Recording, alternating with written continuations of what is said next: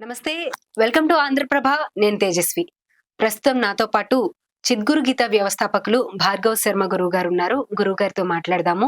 మనకైతే మొత్తానికి భగవద్గీత గురించి చాలా మందికి చాలా విషయాలు తెలీదు. అసలు భగవద్గీత మన సాధారణ జీవితానికి ఏ విధంగా ఉపయోగపడుతుంది అనేది గురువు గారిని అడిగి తెలుసుకుందాము. నమస్కారం గురుగారు. నమస్కారం అండి. ఎలా ఉన్నారు గురూజీ? బాగున్నామ్మా. గురూజీ, భగవద్గీత అసలు భగవద్గీత అంటే ఏంటి? గీత అనేది ఎందుకొచ్చింది అందులో? గీత మళ్ళీ పాటలాగానా? ఆ! లేకపోతే ఏంటి అని? మనం మామూలుగా భగవద్గీత వింటున్నప్పుడు హ్మ్. ఒక సంగీత పరంగా మనం వింటూ ఉంటాం. అవును. సో, అది వినడం వల్ల మీకొచ్చిన సందేహం అది. గీత హ్మ్. అనగానే అవును. గీతం లాంటిది అని. గాయతే ఇతి గీత అనే ధాతువు ఉంది. హ్మ్. అలాగే గమ్‌లు గతం అనే ఇంకో ధాతువు కూడా ఉంది. ఓకే. గతి అనే పదం విన్నారు కదా! హ్మ్. గతి అంటే ఏంటి? పొందడం. హ్మ్. ఈ గతి పొందావేంట్రా? ఈ హ్మ్. గతి ఈ పట్టిందేంట్రా గతి అంటాం కదా! పట్టిందేంటి అంటారు. సో, గతి, గీత ఈ 2 పదాల సామ్యం అన్నమాట. ఓకే. పొందడం. ఏం పొందడం? అంటే భగ. భగ అనే శబ్దం మనం ఎక్కువగా వింటాం. మన సనాతన సంస్కృతిలో హ్మ్. భగవాన్, భగవతి, హ్మ్. భగవంతుడు. అవును. అవునా గదా! హ్మ్. ఎక్కువగా భగ, భగ అనే శబ్దాన్ని వింటూ ఉంటాం. హ్మ్. భగ అంటే ఏంటి అంటే శక్తి, జ్ఞాన, తేజ, ఆయుః అని చెప్పి కొన్ని షడ్విధ లక్షణాలుంటాయి. ఓకే. హ్మ్. ఈ శక్తులంటారు వాటిని. 6 విధాలైనటువంటి శక్తులు కలిగితే దాన్ని భగ అంటాం. హుహు. ఈ ఓకే. షడ్విధములైనటువంటి శక్తుల యొక్క సమాహారాన్ని మనం భగ అనే పదంతో చక్కగా వ్యవహరించొచ్చు. హ్మ్. సో, ఈ భగవత్, వత్ అంటే కలిగి ఉండడం. హుహు. హ్మ్. మీరు అంటే వత్ అనే ఈ పదాన్ని వింటారే. 6 శక్తులను కలిగి ఉన్నది. ఓకే. కలిగి ఉండేటటువంటి స్థితిని హ్మ్.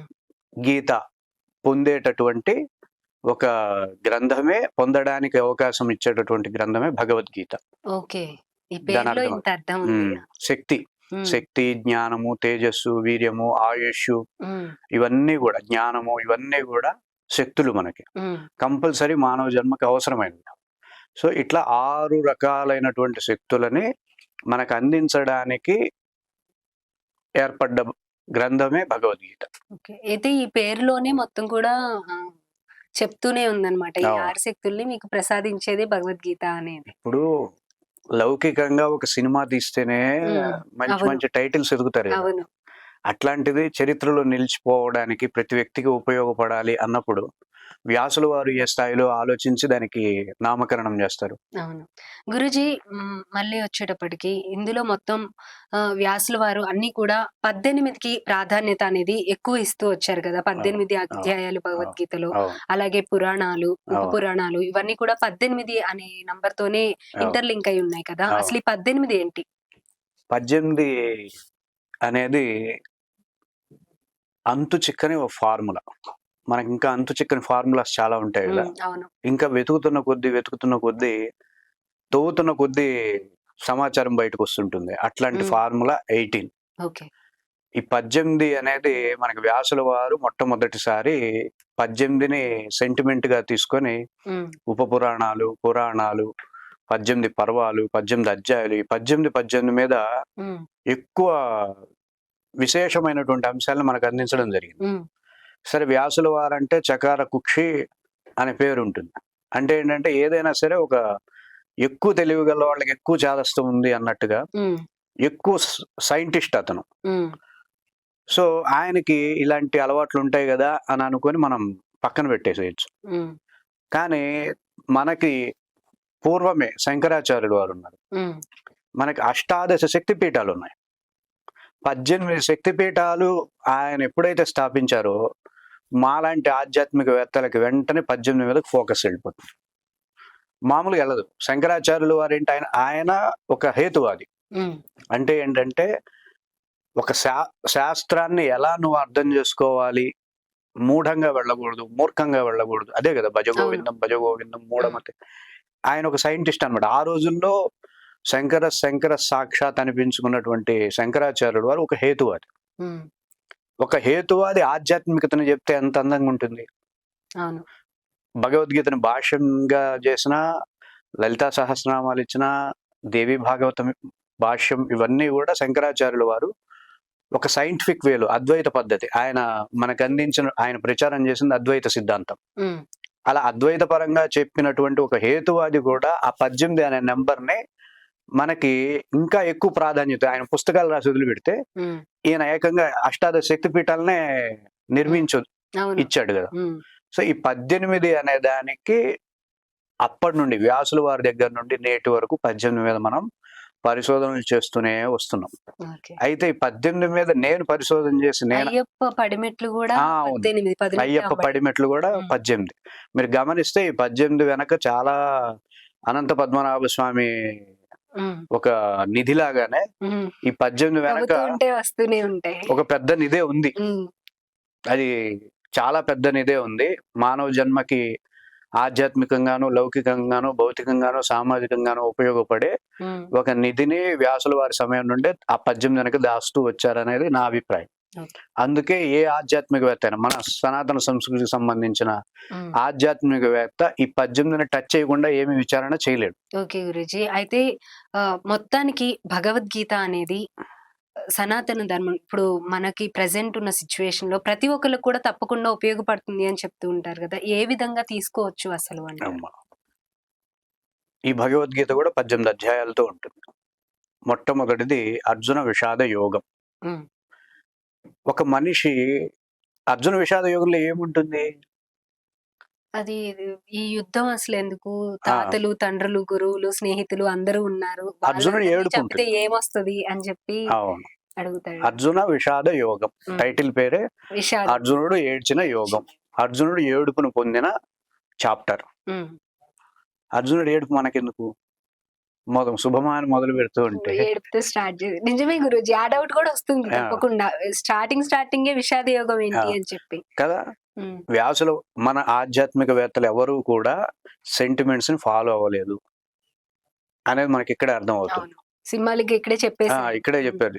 ఏ శాస్త్రజ్ఞుడు కూడా ఆధ్యాత్మికవేత్త అది ఎందుకు అనే ప్రశ్న వేస్తూ వాటిని అతీతంగా ఉంటారు.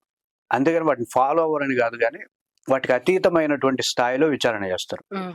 సో అర్జున విషాద యోగం ఎందుకు అంటే, అసలు కాన్సెప్ట్ భగవద్గీత ఏంటి అంటే నీకు విషాదం తీయడం కోసం రాస్తున్నది.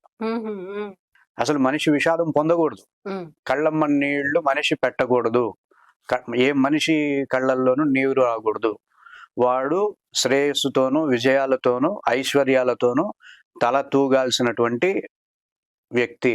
కాబట్టి అట్లాంటి వ్యక్తి ఒక జంతువు కూడా ఏడవదు, అలా మనిషి ఏడవడం ఏంటి అని వాళ్ళు ఆలోచించి విషాదం దగ్గర నుండే మొదలు పెట్టారు. అసలు మనిషి ఏడవకూడదు అని చెప్పి అర్జునుడి చేత 7-8 రకాల ఏడుపులు ఏడిపిస్తాడు అనమాట. ఒకటి ఫిజికల్ ఏడుపు ఉంటుంది. ఫిజికల్ ఏడుపు అంటే ఏంటి? నా కాలు ఇరిగింది, నా చెయ్యి నొప్పి వచ్చింది, ఇట్లాంటి ఏడుపు ఉంటుంది కదా. అలాంటి ఏడుపు అర్జునుడు ఏడుస్తాడు. అలాగే నా బంధువులు ఏమైపోతారు అన్న ఏడుపు ఏడుస్తాడు. ఎందుకు 7 రకాల ఏడుపులు ఎందుకు ఏడిపించారు అంటే, ఈ ఏడుపుల్లో మన ఏడుపు కూడా ఉంటుంది కాబట్టి. అవునా కాదు? రాజ్యం కోసం ఒక ఏడుపు ఏడుస్తాడు, బంధువుల్ని చంపుతున్నాం కదా, బంధువులను చంపకూడదని కులాల గురించి, మతాల గురించి ఏడ్చే వాళ్ళు ఉంటారు కదా, వాళ్ళ ఏడుపు కూడా అర్జునుడే ఏడుస్తాడు. కుల సంక్రమం అయిపోతుందో, వర్ణ సంక్రమం అయిపోతుందో అనే ఏడుపు ఉంటుంది. ఇట్లా 7-8 రకాల ఏడుపుల్ని అర్జునుడి చేత ఏడిపించి ఇందులో మన ఏడుపు కూడా కలుస్తుంది. అరే నేను కూడా ఇట్లా ఏడ్చేవాడినే కదా అనే భావన మనకు మొదటి అధ్యాయంలోనే కల్పించి, ఈ ఏడుపును నువ్వు తీసేసుకోవాలి అనుకుంటే నెక్స్ట్ ఎలా వెళ్ళాలి అని చెప్పుకుంటూ వెళ్తారు అనమాట. అంటే ఇది కొన్ని వేల సంవత్సరాల క్రితం మనం నమ్మం, ఆశ్చర్యపోతాం ఒక్కొక్కసారి. రోమహర్షశ్చ అంటాడు, రోమాలు నిక్కబొడుచుకుంటాయి అన్నట్టుగానే భగవద్గీత ఉంటుంది. ఈ రోజు నాస్తికవాదులు, ఈ రోజు హేతువాదులు అనుకునేవాళ్ళు, ఈ రోజు వేరే మతాల వాళ్ళు ఎలా అయితే మన మీదకి దండెత్తుతూ వివిధమైనటువంటి పాషండులు వీళ్ళందరూ ఎలా ఉంటారో భగవద్గీతలో ఉంటుంది. ఇదిగో నాస్తికులు ఇలా ప్రశ్నిస్తుంటారు, యామిమాం పుష్పితాం వాచం ప్రవదంతి అవిపశ్చిత. చాలా చక్కగా ఆపాతరమణీయంగా మాట్లాడుతుంటారు, ఏమీ తెలియకుండా. ఏమీ తెలియదు వాళ్ళకి, చూసిన వాళ్ళు కాదు, విన్నవాళ్ళు కాదు, కానీ ఏవో మాట్లాడుతూ ఉంటారు, ప్రలోభ పెడుతూ ఉంటారు, యజ్ఞాలు యాగాలు అని చెప్పి డాంబికంగా చేస్తూ ఉంటారు. ఈ రోజు జరిగే ప్రతి అంశాన్ని ఆ రోజు రాసినటువంటి గ్రంథంలో మనం కూడా చెప్పలేం, అంత బాగా చెప్పాడు అన్నమాట. వాళ్ళ సైకాలజీ, వాళ్ళ మనసులో ఉండేవి, వాళ్ళ కార్యక్రమ విధానం అన్ని వాళ్ళ కుట్రలు కుతంత్రాలు అన్ని కూడా భగవద్గీతలో చక్కగా ఉంటాయి. అది గ్రేట్నెస్ ఆఫ్ భగవద్గీత అంటే. మనకి మొదటి అధ్యాయంలో అర్జునుడు యొక్క ఏడుపు చూపించడం అనేది భౌతికంగా తీసుకునే అంశం. భౌతికంగా తీసుకుంటే ఇలా అర్థం చేసుకోవచ్చు. మళ్ళాంటి వాళ్ళని కొంచెం ఆధ్యాత్మికంగా అర్థం చేసుకోవాలనుకుంటే how to be in present. మనం ప్రెజెన్స్ లో ఉండడం అనేది చాలా ముఖ్యం. సో ప్రెజెన్స్ లో ఎలా ఉండొచ్చు అనేటటువంటి టెక్నిక్స్ ని మనకు మొదటి అధ్యాయంలో చెప్తారు. మనం ఆ శ్లోకాలని ఒక పార్శ్వంలో విచారణ చేయొచ్చు, 2 పార్శ్వాలుగా విచారణ చేయొచ్చు, 7 రకాలుగా ఒక శ్లోకాన్ని మనం విచారణ చేయొచ్చు. ఒక శ్లోకాన్ని ధర్మక్షేత్రే కురుక్షేత్రే సమవేత యుత్సవ మామకాహ పాండవాశ్చైవ కిం అకుర్వత సంజయ అంటే ధర్మక్షేత్రమైన కురుక్షేత్రంలో సమావేశమై ఉన్న నా వాళ్ళు పాండవులు ఏమి చేశారు సంజయ అనేది స్ట్రైట్ మీనింగ్. అదొక్కటే కాదు, 2 రకాలుగాను 3 రకాలుగాను 4 రకాలుగా 5 రకాలు 7 రకాలుగా ఆ శ్లోకానికి అర్థాన్ని మనం అనలైజ్ చేయొచ్చు. 7 విధాలుగా మనం అర్థాన్ని తీసుకోవచ్చు. ఒక్కొక్కటి ఒక్కొక్క శైలిలో సాధకుడి యొక్క సాధనని పెంచుతుంది, తపస్సుని పెంచుతుంది. గురూజీ, ఇప్పుడు మీరు చెప్పేటప్పుడు 7 అనే పదం 2 సార్లు వచ్చింది మనకి. దీన్ని 7 విధాలుగా అర్థం చేసుకోవచ్చు. అలాగే అర్జునుడు 7 రకాలుగా ఏడ్చాడు అని చెప్పి, ఇందులో ఏమైనా మళ్ళీ అన్ని లాజిక్ ఉంటుంది. 7 అనేది మన ఎనర్జీ సెంటర్స్, మూలాధార, స్వాధిష్టాన, మణిపుర, అనాహత, విశుద్ధి, ఆజ్ఞ, సహస్రార అనే 7 ఎనర్జీ సెంటర్స్ కి 7 విధాలైనటువంటి బోధ అనమాట. 7 ఎనర్జీ సెంటర్స్ ని యాక్టివేషన్ చేసుకునేటటువంటి పద్ధతిని కూడా మనం భగవద్గీతలో గమనించవచ్చు. భగవద్గీత అనేది ద బెస్ట్ యాక్టివేషన్ ప్రాసెస్ కి. అంటే ఆ ప్రమాణాలు లేకుండా యాక్టివేషన్స్ కి వెళ్ళి చాలా ఇబ్బందులు పడే కంటే చక్కగా స్వామి యొక్క భగవద్గీతతో యాక్టివేషన్స్ చేసుకోవడం అనేది ఉత్తమమైనటువంటి అంశం. సో అట్లా 7 అనేది మన ఎనర్జీ సెంటర్స్ కి సంబంధించింది. 9 అంటే మన గ్రాహ్యాలకు సంబంధించింది.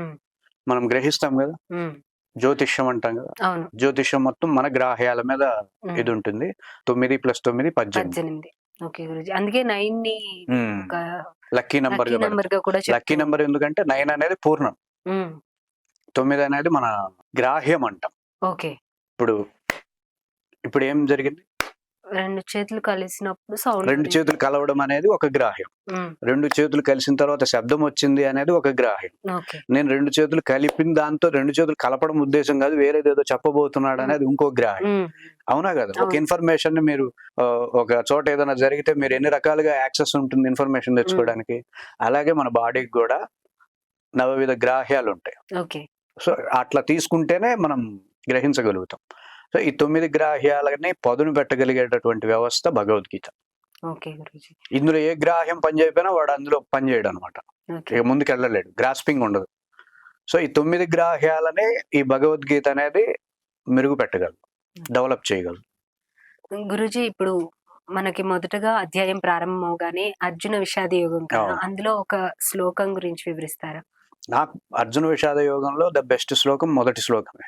ధృతరాష్ట్ర ఉవాచ ధర్మక్షేత్రే కురుక్షేత్రే సమవేత యుయుత్సవ మామకాహ పాండవాశ్చైవ కిం అకుర్వత సంజయ.